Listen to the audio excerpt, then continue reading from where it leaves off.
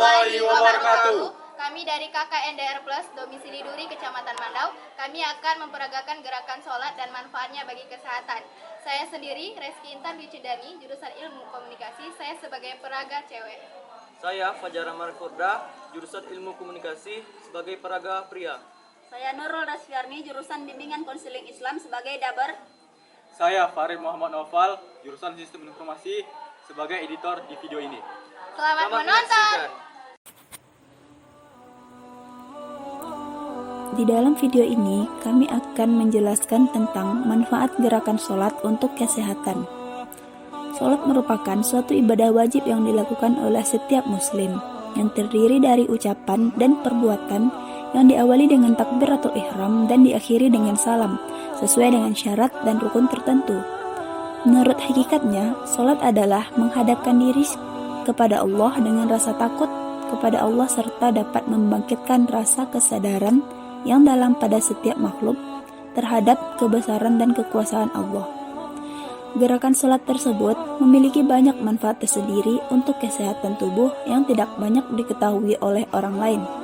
Di antara gerakan-gerakan sholat tersebut antara lain, yang pertama, gerakan takbiratul ihram, yaitu berdiri tegak, kemudian mengangkat kedua lengan sejajar telinga, lalu melipatnya di depan perut atau dada bagian bawah. Manfaat gerakan sholat dimulai dari gerakan takbiratul ihram.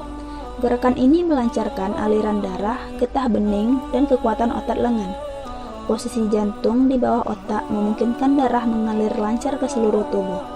Saat mengangkat kedua tangan, otot bahu meregang, sehingga aliran darah kaya oksigen menjadi lancar. Kemudian kedua tangan didekapkan di depan perut atau dada bagian bawah. Sikap ini menghindarkan diri dari berbagai gangguan persendian, khususnya pada tubuh bagian atas. Manfaat lain dari gerakan takbiratul ihram adalah pada saat pengucapan kalimat Allahu Akbar, kalimat takbir Allahu Akbar bisa melapangkan sistem pernapasan dan mengontrol denyut jantung. Pengucapan kalimat takbir dilakukan bersamaan dengan pergerakan tulang rusuk dan bahu. Gerakan selanjutnya yaitu gerakan ruku'. Gerakannya dilakukan dengan membungkukkan punggung ke depan, kemudian kedua tangan memegang atau menempel di atas sendi lutut dan wajah menghadap ke arah tempat sujud atau sajadah dengan didahului takbiratul ihram.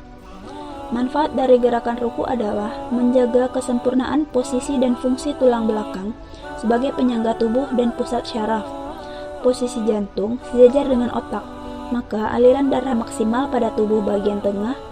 Tangan yang bertumpu di lutut berfungsi relaksasi bagi otot-otot bahu hingga ke bawah. Selain itu, ruku adalah latihan kemih untuk mencegah gangguan prostat. Manfaat gerakan sholat pada saat ruku sangat baik untuk otot dan tulang jika dilakukan dengan posisi yang sempurna.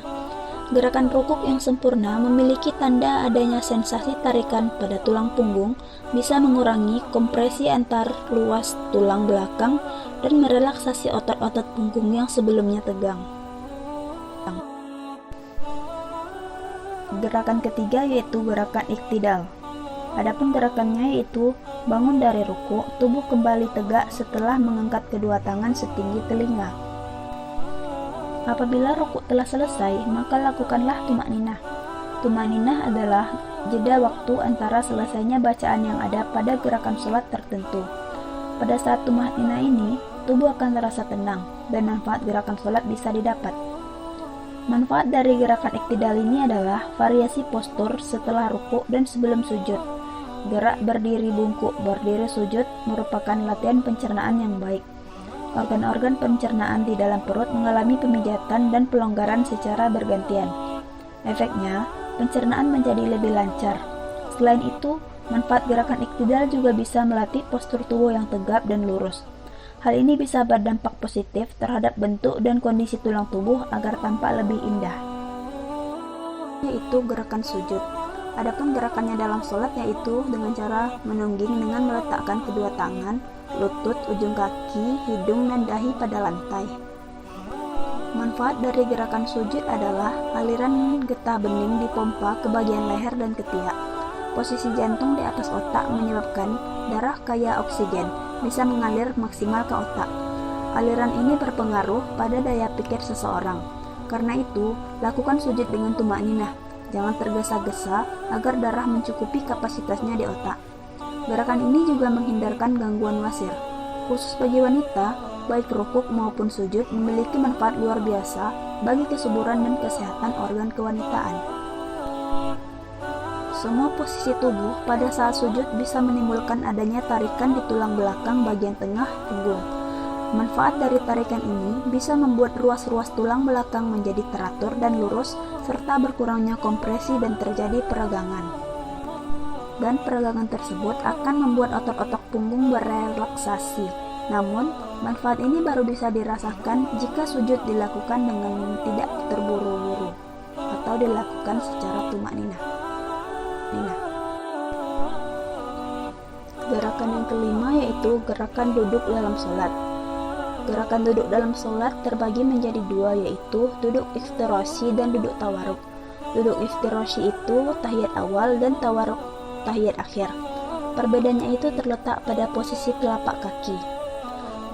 Adapun manfaat gerakan saat iftirasyi, kita bertumpu pada pangkal paha yang terhubung dengan syaraf nervus ischiadus.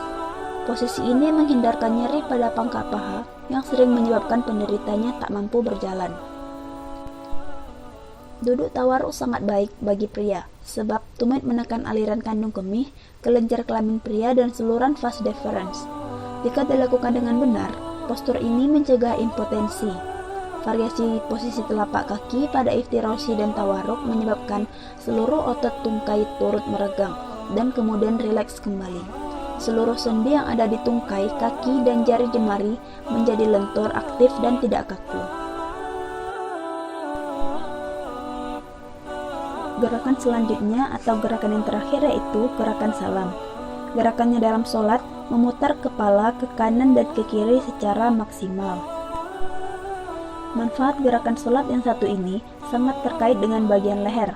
Di dalam leher terdapat banyak bagian tubuh yang vital seperti saraf, kelenjar-kelenjar, pembuluh darah, otot-otot, tulang-tulang, dan lain-lainnya. Gerakan salam bisa menjaga bagian-bagian vital tersebut. Selain itu, gerakan salam banyak memiliki manfaat untuk membuat leher menjadi lebih lentur. Manfaat gerakan salam juga bisa menguatkan otot-otot dan seluruh bagian leher.